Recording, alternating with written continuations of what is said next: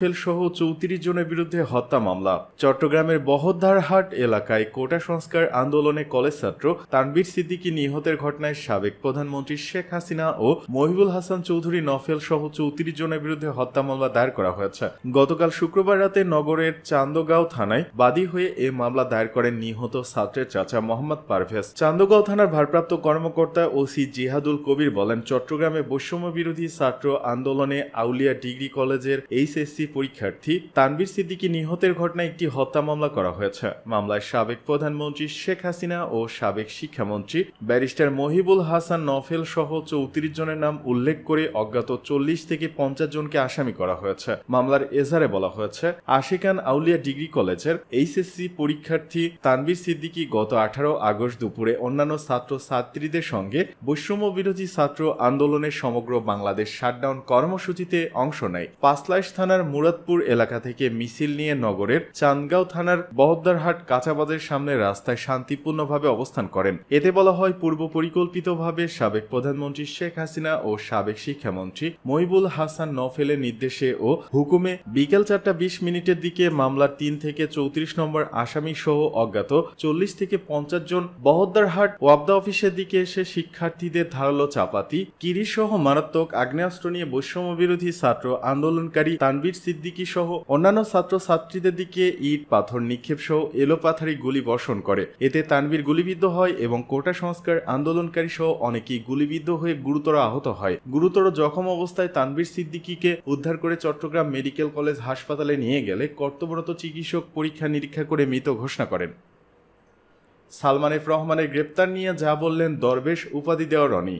আলোচিত সমালোচিত ব্যবসায়ী ও সাবেক প্রধানমন্ত্রী শেখ হাসিনার সাবেক শিল্প ও বিনিয়োগ বিষয়ক উপদেষ্টা সালমান এফ রহমানকে দরবেশ উপাধি দিয়েছিলেন আওয়ামী লীগ দলীয় সাবেক সংসদ সদস্য গোলাম মাওলা রনি। এরপর গোলাম মাওলা রনি ও সালমান এফ রহমানের দ্বন্দ্ব প্রকাশ্য আসে। তবে এবার সেই রনি প্রশ্ন তুললেন সালমান এফ রহমান সহ অন্যদের গ্রেপ্তার প্রক্রিয়া নিয়ে। আজ শনিবার নিজের ভেরিফাইড ফেসবুক পেজে দেওয়া পোস্টে গোলাম মাওলা রনি লিখেন, সারা দেশে কি হচ্ছে? মানুষকে বোকা বানানোর চেষ্টা হচ্ছে। সমস্যা সমাধানের পরিবর্তে মানুষের সেন্টিমেন্ট নিয়ে নতুন খেলা শুরু হয়েছে। তিনি লেখেন, জনাব সালমান এফ রহমান, আনিসুল হক পলকের বিরুদ্ধে গণরোষ তুঙ্গে, কিন্তু তাই বলে তাদেরকে যেভাবে অপমান করে গ্রেপ্তার, আদালতে নেওয়া, লোক লেলিয়ে অপমান করা, এটা মেনে নেওয়া যায় না। এগুলো মন্দ কাজ এবং ভবিষ্যতের জন্য অশনি সংকেত। পোস্টের অনেক কথা বলেন চাকরিচ্যুত সেনা কর্মকর্তা মেজর জেনারেল জিয়াল আহসানকে নিয়েও। তিনি লেখেন, মেজর জেনারেল জিয়াল আহসান কোনোদিন ডিজিএফআই এর সঙ্গে ছিলেন না। তাকে বলা হচ্ছে আয়নাঘরের কারিগর, অথচ জেনারেল আকবর, জেনারেল আবেদিন সম্পর্কে টু শব্দটি নেই। এদিকে সেনাবাহিনীকে যে বার্তা দিলেন কর্নেল অলি। Liberal Democratic party LDP president doctor colonel অবসরপ্রাপ্ত অলি আহমেদ বীর বিক্রম বলেছেন, সংখ্যালঘু সম্প্রদায়ের জন্য বাংলাদেশ একটি স্বর্গরাজ্য।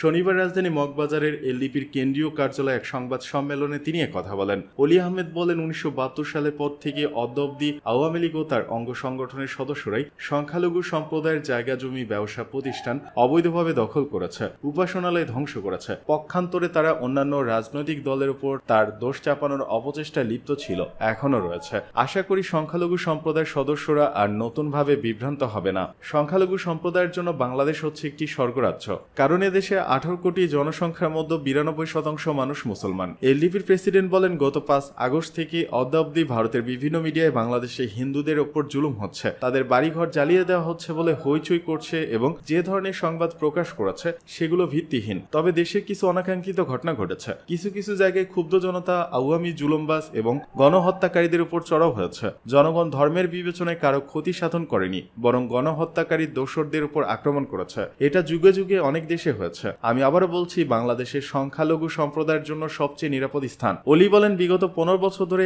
আওয়ামী স্বৈরাচার সরকার কর্তৃক প্রত্যেক স্তরে কিছু কিছু সরকারি কর্মকর্তাদের ব্যবহার করে বিনা ভোটে ক্ষমতা দখল, ব্যাংকের টাকা লুণ্ঠন, দুর্নীতি, টাকা পাচার, চাকরি সহ বিভিন্ন ক্ষেত্রে বৈষম্য, বিরোধী দলগুলোর উপর অমানবিক অত্যাচার, নির্যাতন, গুম খুন, চাঁদাবাজি, অস্ত্র রাষ্ট্রবাজি, জায়গা দখল, দ্রব্যমূল্যের ক্রমবর্ধমান ঊর্ধ্বগতি, মানবাধিকার লঙ্ঘন ও সব ক্ষেত্রে বিচারহীনতার পঞ্জীভূত বেদনা সহ্য করে মানুষ নীরব ছিল। তিনি বলেন, 5 আগস্ট ছাত্র জনতার চরম আত্মত্যাগের মাধ্যমে এদেশের মানুষ আরেকবার দেশ স্বাধীন করেছে। এই ধরনের সংগ্রাম এবং আত্মত্যাগ পৃথিবীর ইতিহাসে নজিরবিহীন। আমাদের ছেলেমেয়েরা এদেশের উপযুক্ত উত্তরসূরি। বর্তমান প্রজন্মকে নিয়ে আমরা গর্বিত।